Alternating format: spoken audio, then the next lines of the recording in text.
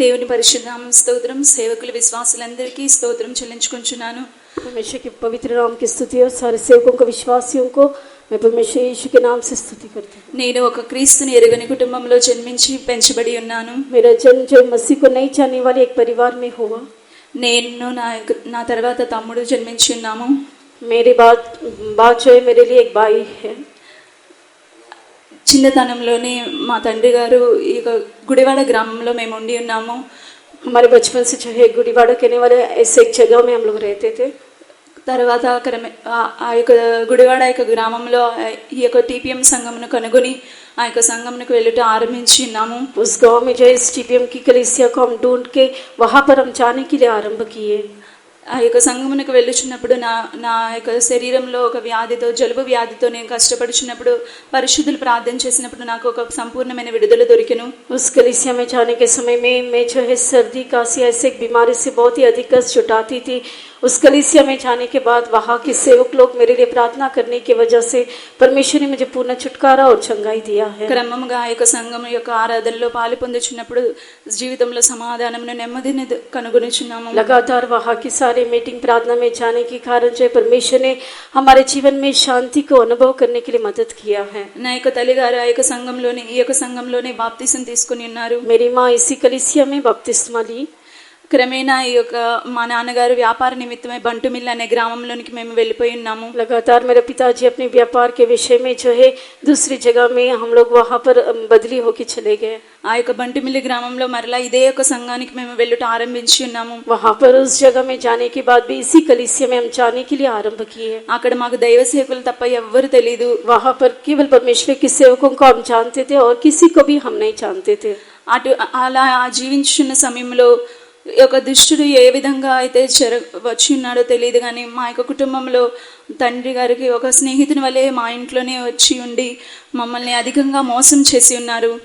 और ऐसे हम जीवन बिताने के समय हमारे जानकारी के बिना जो है हमारे पिताजी का एक मित्र जो है वो हमारे एक विरोधी बन के हमारे परिवार में आके हमारे परिवार को धोखा दिया है. పరిశుద్ధులు ఎంతగానో హెచ్చరించి ఉన్నారు మా తండ్రి గారిని, అతన్ని నమ్మొద్దు, అతని వల్ల మీకు ఏదో ఆపద కలుగుచున్నదని కూడా చెప్పినప్పటికీ మా నాన్నగారు వినకుండా అతన్ని ఇంట్లోనే పెట్టుకొని వ్యాపారంలో గొప్ప నష్టం, లక్షలలో వ్యాపారంలో నష్టపోయినారు. हमारे संत लोग सेवक लोग जो है उस जो हमारे पिताजी का मित्र है वो हमारा विरोधी बनेगा, वो हमको धोखा देगा, इस प्रकार से कई सलाह हमें दिया है, हमारे पिताजी को समझाए हैं.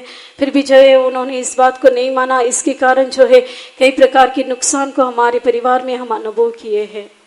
ఇటువంటి నష్టం సంభవించినప్పుడు ఈ యొక్క పిల్లల్ని ఎలా పెంచుతారు, వీళ్ళ కుటుంబం ఏమైపోతుంది, వీళ్ళు అసలు బ్రతుకుతారా మరణిస్తారా అని చెప్పి సంఘం అంతా ఆశ్చర్యపరచబడి ఉన్నది. ऐसे एक बहुत बड़ा नष्ट नुकसान हमारे परिवार में होने के समय सारी कलीसिया जो है ये लोग अपने बच्चों को कैसे बढ़ाएंगे, ये परिवार कैसे आगे बढ़ेगा बोल के पूरी कलीसिया जो है हमारे लिए बहुत ही अधिक व्याकुल हो गए थे. మీరు ఎవరిని మోసం చేయలేదు, మిమ్మల్ని మోసం చేసి ఉన్నారు కాబట్టి మీరు విజయవాడకు వెళ్ళిపోండి, అక్కడే ఏదైనా వ్యాపార పని చేసుకొని బ్రతకండి అని చెప్పి సలహా ఇచ్చి ఉన్నారు. आप लोग किसी को भी धोखा नहीं दिए, लेकिन आप लोग धोखा खाए हैं, इसलिए आप इस जगह को छोड़ के विजयवाड़ा चले जाइए, वहाँ पर परमेश्वर आपको मदद करेंगे, ऐसे कह के हमारे सेवक लोग ने हमसे कहे. అప్పుడు మా నాన్నగారు మమ్మల్ని విజయవాడ ప్రాంతంలోకి తీసుకొని వచ్చి అక్కడ ఎంతగానో కష్టపడి మమ్మల్ని పెంచి ఉన్నారు. उसके बाद जो हमारे पिताजी विजयवाड़ा के शहर में हमको लेके गए और वहाँ पर बहुत ही अधिक कष्ट उठाते हुए उन्होंने हमें बढ़ाया है. అక్కడే స్కూల్ జాయిన్ చేసి అలా ఆ విధంగా మేము చదువుకొనిచున్న సందర్భంలో वहाँ पर स्कूल में ज्वाइन किए कि हम करवाए गए हैं और वहाँ पर हम पढ़ने के समय में ఇక పూర్ణానందపేట పప్పుల మిల్లి చర్చికి మేము వెళ్ళుట ఆరంభించి ఉన్నాము. वहाँ पर जो दूसरे कलीसिया में हम लोग जाने के लिए आरंभ किए हैं. ఆ యొక్క సంఘం చాలా దూరంగా ఉండడం కాబట్టి కారణంగా ఆదివారం మాత్రమే ఆ యొక్క సంఘానికి మేము వెళ్ళే వాళ్ళం. वो कलीसिया जो है हमारे घर से बहुत ही दूर होके दिखाई दिया है, इसलिए केवल रविवार के दिन ही हम मीटिंग प्रार्थना में जाते थे. ఆదివారం కూటాలకు వెళ్ళొచ్చినప్పటికీ ఎంత మాత్రం కూడా సండే స్కూల్లో కూర్చోవడానికి అనుమతి మనసు అంగీకరించగా మా అమ్మగారికి ఎంతగానో మేము ఆటంకం చెప్పేసి కూటం ఆమెను చెప్పే లోపలే మేము ఇద్దరం కలిసి మా తమ్ముడు నేను వెళ్ళిపోయేవాళ్ళం. हम लोग केवल रविवार की मीटिंग में जाते थे, इसलिए हम लोग संडे स्कूल में भी नहीं बैठते थे.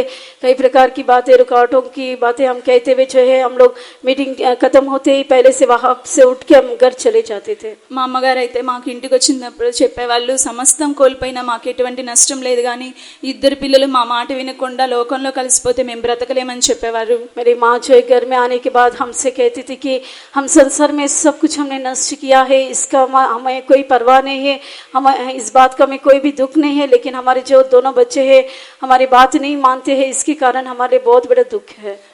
నేను నా తమ్ముడు కూడా ఒకటే మాట మీద మేము ఎలా ఉన్నామో అలాగే మా మొదటి స్థితి మాకు దయచేయమని చెప్పు, అప్పుడు మేము వస్తామని ఎదురు సమాధానం చెప్పేవాళ్ళం. मैं और मेरे भाई दोनों मिलके जो है पहले हम जैसे जो अवस्था में हम लोग रहते थे वैसी अवस्था परमेश्वर यदि हमारे जीवन में वापस लौटा के देने से ही हम कलीसिया में आएंगे, ऐसे कह के हम कहते थे. ఆ విధంగా జరుగుతున్న సమయంలో ఒక దైవ భయం అనేది ఉన్నది, కానీ సండే క్లాస్కి మాత్రం ఎటువంటి విధంగా మేము వెళ్ళే వాళ్ళం కాదు. हमारे अंदर जो है परमेश्वर का भय था, फिर भी जो है हम संडे स्कूल में नहीं बैठते थे. చిన్నప్పుడు చదువుకున్నటువంటి ఆ యొక్క సండే క్లాస్ కంటద వాక్యాలు ప్రతిదినం మాకు మైండ్లో తిరుగుతూ ఉండే.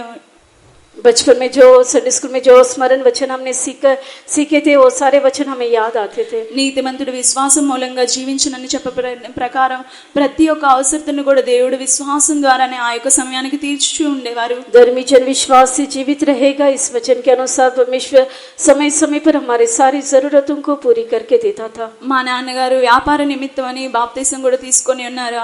मेरा पिताजी जो है अपने व्यापार के कारण उन्होंने बपतिस्मा भी लिया था. అప్పుడు కూడా పరిశుద్ధులు హెచ్చరించున్నారు, నీవు బాప్తిసం రక్షణ పొంది దేవుణ్ణి సరిగ్గా తెలుసుకుని బాప్తిసం తీసుకోవాలి, కానీ ఈ విధంగా వ్యాపార నిమిత్తం వద్దు అని చెప్పి ఉన్నారు. उस समय हमारे संत लोगों ने हमारे पिताजी को इस प्रकार से समझाया कि अब जो पूरी रीति से उद्धार पाके के बपतिस्मा लेना चाहिए, केवल व्यापार के विषय के लिए, इस संसार की आशीषों के लिए आप बपतिस्मा नहीं लेना चाहिए. అప్పటి నుంచి కూడా ఎటువంటి బల్లారాధనలో పాలు పొందకుండా కనబడుచున్నారు. बपतिस्मा लेने के बाद भी जो है किसी प्रकार की प्रभु भोजन में वो शामिल नहीं हुए. ఒక అంధకార యొక్క సంబంధమైనటువంటి ఒక పాప జీవితంలో కనబడుచున్నాము. कई प्रकार के अंधकार से संबंधित पाप में जीवन में हम जीवन बिताते थे. ఒక్క తల్లి యొక్క ప్రార్థన మాత్రమే ఇంట్లో క్రమంగా జరుగుతూ ఉండేది. केवल हमारी माँ की जो प्रार्थना है लगातार घर में दिखाई दिया.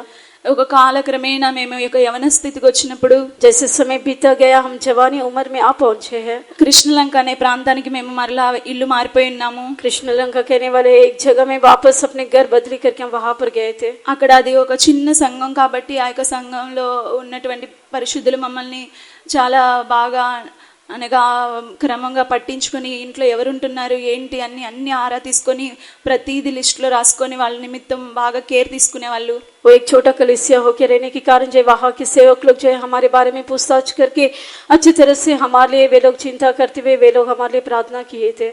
నాకు కూడా చెప్పేవాళ్ళు, మీకు దేవుడు అన్నీ అనుగ్రహిస్తారు, అసలు నీ ప్రాబ్లం ఏంటి అన్నీ అడిగేవాళ్ళు. నేను చెప్పేదాన్ని. ఒకసారి నన్ను యూత్ మీటింగ్ కూడా వాళ్ళే తీసుకుని వెళ్ళి ఉన్నారు. वे लोग जो है मेरी समस्या क्या है बोल के मुझे पूछा है और उन्होंने कहा कि परमेश्वर आपको सब कुछ वापस लौटा के देगा, और इस प्रकार से जो एक बार उन्होंने मुझे जवानों के शिविर में भी लेके गए थे. ఎప్పుడైతే ఆ యొక్క యూత్ మీటింగ్ తీసుకుని వెళ్ళి ఉన్నారో అక్కడ దేవుడు నాతో ఆరంభించి ఉన్నారు. और जवानों के शिविर में लेके जाने के बाद जो है वहाँ पर परमेश्वर मुझसे बातें करने के लिए आरंभ किया. కానీ నేను వచ్చిన తర్వాత మరలా ఆ యొక్క జీవితాన్ని నేను విడిచిపెట్టి నా యొక్క జీవితాన్ని నేను ఆరంభించేదాన్ని. लेकिन वापस लौट के आने के बाद जो है मैं उस जीवन को छोड़ते हुए अपने पुराने जीवन के अनुसार फिर से मैं जीवन बिताने के लिए आरंभ की. లోకంలో చదువులు చాలా బాగా చదవాలి, ఎట్లా అయినా మంచిగా చదివి బాగా డబ్బు సంపాదించాలి, ఏ డబ్బు అయితే మేము కోల్పోయినామో మరలా అదే డబ్బుని మేము ఏలుబడి చేయాలని నేను ఆశపడేదాన్ని. संसार में अच्छे से पढ़ना चाहिए, जो भी पैसा मैं संसार में धन को नष्ट किया है वो सारे धन संपत्ति को वापस हमारे जीवन में प्राप्त करना चाहिए और सारे धन के ऊपर राज्य करना चाहिए. ऐसे एक विचार मेरे जीवन में दिखाई दिया. చదువుల్లో కూడా దేవుడు మంచిగా ఆశీర్వదించున్నారు. मेरी पढ़ाई में भी परमेश्वर ने मुझे आशीष की. అయినప్పటికీ ఎటువంటి హృదయంలో సమాధానం, సంతోషం, నెమ్మది లేదు. फिर भी मेरे हृदय में किसी प्रकार की शांति नहीं था. నా యొక్క తల్లిగారు కూడా ఏ రోజు కూడా నాకు ఎటువంటి ఆంక్షలు నిబంధనలు నియమించలేదు. मेरी माँ भी जो है कभी भी मेरे लिए किसी प्रकार की नियम नहीं ठहराई थी. ఒకటే మాట చెప్పి ఉన్నారు, నేను జీవంగల దేవుని చేతిలో నిన్ను సమర్పించున్నాను, దేవుడే నిన్ను చూసుకుంటారు అని చెప్పి ఉండేవారు. उन्होंने मुझसे केवल एक ही शब्द कहे कि मैंने तुझे जीवित परमेश्वर के हाथ में समर्पण किया है, वही परमेश्वर तेरे जीवन का बोझ उठाएगा. అటువంటి సందర్భంలో దేవుడి యొక్క కృప వలన ఈ యొక్క బాప్తీసం తీసుకోవాలని చెప్పి అందరూ చెప్తున్నప్పుడు నేను ఎవ్వరి మాట వినేదాన్ని కాదు. उस समय में जब सभी लोग मुझसे कहते थे कि बपतिस्मा लेना चाहिए, मैं किसी की भी बात नहीं मानती थी. నేను చర్చికి వస్తాను, అన్నీ చేస్తాను, కానీ నేను బాప్తీసం తీసుకుని నా ఇష్టం వచ్చినప్పుడు నేను తీసుకుంటాను అనే ఒక మూర్ఖత్వంలో నేను కనబడుచున్నాను. मैं कलीसिया में आऊंगी, बाकी सारे कामों को बातों को मैं करूंगी, लेकिन मैं बपतिस्मा नहीं लूंगी बोल के मैं अपने खुद की मर्जी में मैं बनी रही. మా ఇంటి ఎదురుగుంటా ఒక అంకుల్ గారు ఉదయాన్నే వెళ్ళి ఉన్నారు, సాయంత్రం ఆయన తిరిగి రాలేదు, మరణించి ఉన్నారు. मेरे घर के सामने एक अंकल थे, वो जो है सुबह घर से निकल के गए, वापस शाम को वो घर लौट के नहीं आए थे. కోట్ల ఆస్తి ఉన్నది, వారి ఇంట్లో కుటుంబంలో అందరూ రక్షణ పొంది బాప్తీసం పొంది ఉన్నారు. ఆయనే చివరిగా నేను తీసుకుంటాను, జనవరి 1కి తీసుకుంటానని చెప్పేవారు. उनके पास 6 करोड़ धन संपत्ति था, उनके परिवार में सब कुछ था, फिर भी जो है वो बपतिस्मा नहीं लिए थे. ఆ యొక్క సంఘటన నా హృదయాన్ని కలిచివేసి ఉన్నది. ये जो घटना है मेरे मन को बदल दिया. అప్పుడు నా యొక్క జీవితం ఏమవుతుందో అని ఆ యొక్క సందర్భంలో నా జీవితాన్ని నేను పెట్టుకుని ఆలోచించడం మొదలుపెట్టి ఉన్నాను. उनके जीवन की जगह में मैं भी अपने जीवन को रखते हुए मेरे जीवन का अंत भी क्या होगा बोल के मैं विचार करने लगी. ఇంకా నేను ఎటువంటి పరిస్థితుల్లో నేను ప్రభువా నేను తప్పు చేస్తున్నానని చెప్పి దేవుని దగ్గర క్షమాపణ పొంది రక్షణ పొంది ఆ యొక్క సత్యంను గ్రహించి బుక్స్ చదవడం ఆరంభించి ఉన్నాను. मैं परमेश्वर से मेरे सारे कमी गड्डियों को इकरार करते हुए मैं जो है मन फिराते हुए जो है सारी किताबों को मैं पढ़ने के लिए आरंभ की. సండే క్లాస్ చదువుచున్నప్పటికీ ఆ యొక్క సండే క్లాస్ యొక్క పుస్తకాలన్నింటినీ నేను తిరగేసి మరలా అసలు రక్షణ అంటే ఏంటి, బాప్తిజం అంటే ఏంటి అని తెలుసుకుంటూ దేవుడు సహాయం చేసి ఉన్నారు. वापस संडे स्कूल पढ़ने के लिए सारी किताबों को पढ़ते हुए उद्धार क्या है, बपतिस्मा का अनुभव क्या है, ये सारी बातों को अच्छी तरह से जानने के लिए परमेश्वर ने मेरी मदद किया है. 2011 సంవత్సరంలో బాప్తిజం తీసుకోవడానికి దేవుడు సహాయం చేసి ఉన్నారు. 2011 में बपतिस्मा लेने के लिए परमेश्वर मेरी मदद की. ఏ దినమైతే బాప్తిజం తీసుకుని ఉన్నానో ఆ యొక్క దినమే దేవుడు పరిశుద్ధాత్మ అగ్ని అభిషేకం అనుగ్రహించి ఉన్నారు. जिस दिन मैंने बपतिस्मा लिया उसी दिन परमेश्वर पवित्र आत्मा का आग का अभिषेक मुझे दिया है. ఆ యొక్క దినం నుంచి ఈ యొక్క దినం వరకు దైవిక స్వస్థతలో ఉండటకు దేవుడు సహాయం చేసి ఉన్నారు. उस दिन से लेके आज के दिन तक ईश्वरीय चंगाई में खड़े रहने के लिए परमेश्वर मेरी सहायता किया. బాప్తిజం తీసుకున్నప్పటికీ నేను లోకానికి ఏ విధంగా వేరుగా నేను జీవించలేకపోయినాను. बपतिस्मा लेने पर भी संसार से अलगाव जीवन बिता नहीं पाई. అప్పుడు నా తల్లిగారికి ఒక దుఃఖం అనేది కలిగి ఉన్నది. तब मेरी माँ के अंदर एक दुख उत्पन्न हुआ. నువ్వు బాప్తిజం తీసుకున్నావు కాబట్టి నువ్వు లోకంతో కలిసిపోయి జీవించకూడదు, నీకు లోకానికి ఒక వ్యత్యాసం అనేది ఉండాలని నాకు చెప్తూ ఉండేవాళ్ళు. मेरी माँ हमेशा मुझसे कहती थी कि तू बपतिस्मा लिया है इसलिए तो संसार से अलग होके संसार से किसी प्रकार के संबंध रखे बिना एक अलगाव जीवन तू बिताना चाहिए बोल के वो मुझसे कहती थी. నాతో దేవుడు మాట్లాడినప్పుడు నేను అట్లా చేస్తానులే అని చెప్పేదాన్ని. जब परमेश्वर मुझसे बात करेगा तब मैं वैसे करूंगी, ऐसे मैं अपनी माँ से उत्तर देती थी. అయితే ఒక దినాన్న దేవుడు నాతో నిజంగానే మాట్లాడి ఉన్నారు. लेकिन एक दिन सच में परमेश्वर ने मुझसे बातें किया. నా యొక్క తండ్రి గారు అంటే నాకు చాలా ఇష్టం. मेरा पिताजी कहने से मुझे बहुत ही पसंद है. ఇంత వ్యాపారంలో నష్టం వచ్చినప్పటికీ ఆయన మా నిమిత్తమే బ్రతుకుచున్నారనే ఒక జాలి అనేది ఆయన పట్ల నాకు ఉండి ఉన్నది. व्यापार में कितना अधिक नुकसान होने से भी वो हमारे लिए जीवित है बोल के ऐसे एक दया करुणा उनके ऊपर मुझ में उत्पन्न हुआ. ఒక రాత్రి కాల సమయంలో నిద్రపోవచ్చున్న సందర్భంలో నాకు ఒక కల వచ్చినది. एक रात के समय में मैं सोने के समय मैंने एक स्वप्न को देखी थी. ఆ యొక్క కలలో నా తండ్రి నాతో చెప్తున్నారు, ఈ యొక్క అలమారు ఈ యొక్క షెల్ఫ్ నువ్వు మంచిగా సదిరివేయాలి, ఈ యొక్క అలమారులో ఒక పాత్ర ఉన్నది, ఈ పాత్రను శుభ్రం చేసి మంచిగా దీన్ని నీట్గా చేయాలని చెప్తున్నారు. उस समय में उस स्वप्न में मेरे पिताजी ने कहा कि ये जो अलमारा है उसमें उसको तो ठीक करना चाहिए और जो बर्तन है उसको तो ठीक रीति से उसे साफ करके रखना है. నేను చెప్తున్నాను ఇది మొన్నే నేను నీట్గా శుభ్రం చేశాను అని చెప్పి నేను ఇంకా తిరిగి మాట్లాడుచూడడం ఆరంభించున్నాను. वापस में उनसे कहने लगी, वाद विवाद करने लगी कि परसों के दिन ही मैंने इसे साफ किया है. సరే చేస్తానని చెప్తున్నప్పుడు ఆయన వెంటనే ఆయన యొక్క కాలి వేలును నాకు చూపించి ఉన్నారు.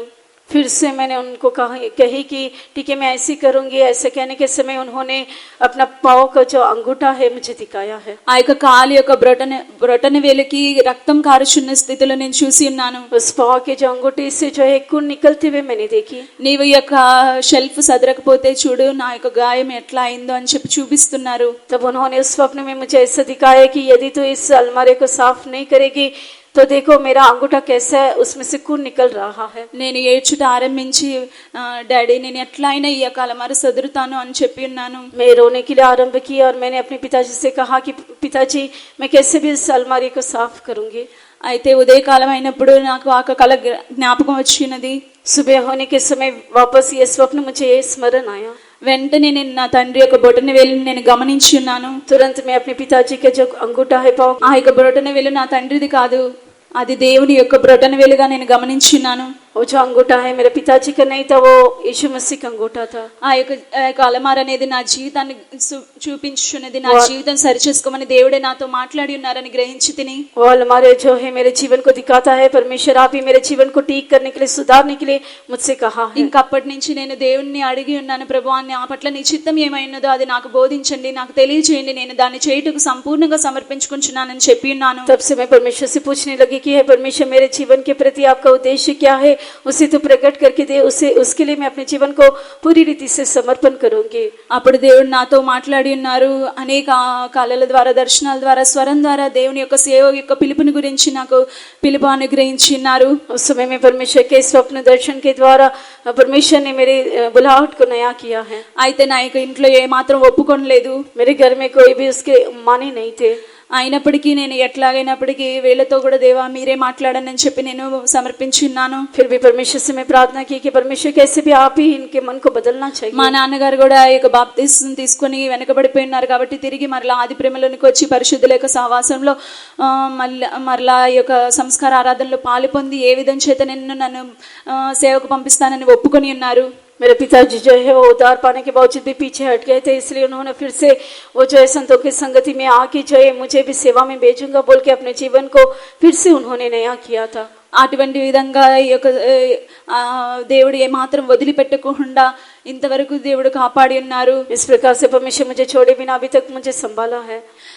సేవ పిలుపుండి కూడా నిర్లక్ష్యంగా నేను జీవించుచున్న సమయంలో सेवा का बुलाहट रहते हुए भी जो है मैं ऐसे लापरवाही के साथ जीवन बिताने के समय ఎలాగైనప్పటికీ దేవుని యొక్క సేవ చేయాలని చెప్పి దేవుడు ఏమాత్రం విడిచిపెట్టకుండా ఆయన యొక్క ప్రేమ నన్ను బలవంతం చేసి ఉన్నది. कैसे भी परमेश्वर की सेवा करने के लिए परमेश्वर का प्रेम ने मुझे विवश किया है। గ్రాడ్యుయేషన్ వరకు చదువుకోవడానికి దేవుడు సహాయం చేసి ఉన్నారు. ग्रेजुएशन तक पढ़ने के लिए प्रभु मेरी मदद किया है। అధిక విద్య చేయాలని చెప్పి నేను ప్రయాసపడినప్పటికీ దేవుడు అనేకమైన వాక్యముల ద్వారా మాట్లాడి ఆ యొక్క విద్య అభ్యాసం చేయకుండా దేవుడే ఆప్ చేసి ఉన్నారు. अधिक में पढ़ाई करने के लिए कोशिश की, फिर भी परमेश्वर ने कई वचनों के द्वारा मुझसे बातें करते हुए परमेश्वर मेरे पढ़ाई को रोक दिया है। సరే ప్రభువా, నేను నీ చిత్తం చేస్తాను, కానీ నాకు ఈ యొక్క లోకంలో ఒక మంచి ఉద్యోగం అనేది మీరు అనుగ్రహించండి. నేను ఖాళీగా ఉండి ఈ యొక్క సేవ చేయకూడదు.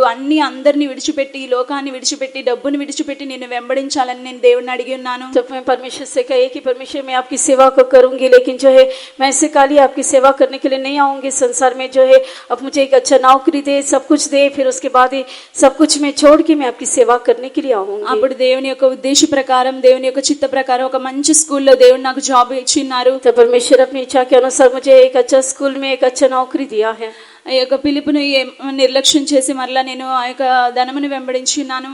इस बुलाहट को जो है मैं लापरवाही करते हुए जो फिर से मैं संसार के पीछे मैं चलने लगी। అప్పుడు నాతో ఒక ప్రశ్న అనేది నాలో కలిగి ఉన్నది. तब मेरे अंदर जो एक प्रश्न उठा, ఈ లోకంలో మిక్కిలి దౌర్భాగ్యమైన వ్యక్తి ఎవరో తెలుసా? దేవుని యొక్క పిలుపు ఉండి కూడా దానికి లోబడకుండా జీవించిన వ్యక్తి అని చెప్పబడిన యొక్క ప్రసంగం నేను విని ఉన్నాను. इस संसार में सबसे अभागा व्यक्ति जो परमेश्वर की इच्छा को जानने पर भी उसके अनुसार नहीं चलता है, वो एक सबसे अभागा व्यक्ति है कहते हुए ऐसे एक प्रचार में मैंने सुनी।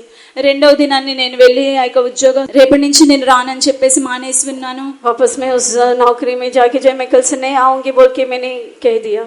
ఆ విధంగా ఆ యొక్క స్థలంలో ఉద్యోగాన్ని సమస్తాన్ని విడిచిపెట్టుటకు దేవుడు సహాయం చేసి ఉన్నారు.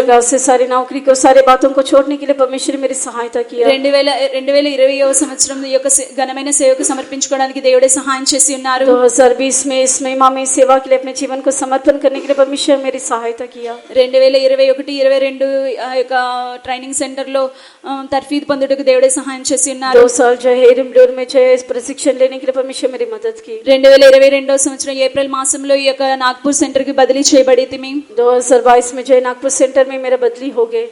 ఆ విధంగా దేవుడు ఈ దినం వరకు దేవుడి యొక్క కృపలో కాపాడుచున్నారు. इस प्रकार से परमेश्वर अपने अनुग्रह में मुझे संभाल के रखा है। దేవుని యొక్క ఉద్దేశం నా పట్ల ఏమై ఉన్నదో ఆ యొక్క ఉద్దేశమును మాత్రమే నెరవేర్చబడాలి. परमेश्वर मेरे जीवन के प्रति जो भी परमेश्वर का उद्देश्य है केवल वही मेरे जीवन में पूरा ఏ होना పిలుపుతో चाहिए। అయితే వచ్చినానో ఆ యొక్క పిలుపులో అంతం వరకు కాపాడే ఆ యొక్క సీయోనులో కనబెట్టకు దేవుడే సహాయం చేయవలెను। जो बुलाहट के साथ में आई है उस बुलाहट में अंत तक संभालते हुए सियोन में दिखाई देने के लिए परमेश्वर मेरी सहायता करना चाहिए। నా యొక్క సాక్ష్యం వినిచిన వారికి నేను చెప్పే ఒక చివరి యొక్క సందేశం ఏమిటంటే, मेरे गवाही सुनने वालों से मैं एक ही बात कहने के लिए आग्रह करती हूँ। ఎవరైతే సేవ యొక్క పిలుపు ఉండి లోకాన్ని, ధనాన్ని, తల్లిదండ్రులని వారందరి యొక్క సంతోషంలో ఈ యొక్క లోకంలో జీవించాలని ఆశపడితే వారికి ఏ మాత్రం కూడా ఈ లోకంలో సంతోషం దొరకదు, నెమ్మది సమాధానం దొరకదని నేను అనుభవించి చెప్పుచున్నాను। जो कोई भी परमेश्वर की बुलाहट को प्राप्त करने के बाद भी इस संसार में धन के पीछे, माता पिता के पीछे जाने से जो है किसी प्रकार की शांति आपके जीवन में आप अनुभव नहीं कर पाएंगे। ఈ సాక్ష్యం చెప్పే దేవుడి చిన్న కృప కొరకే స్తోత్రం। परमेश्वर एक गवाही बोलने के लिए दिया।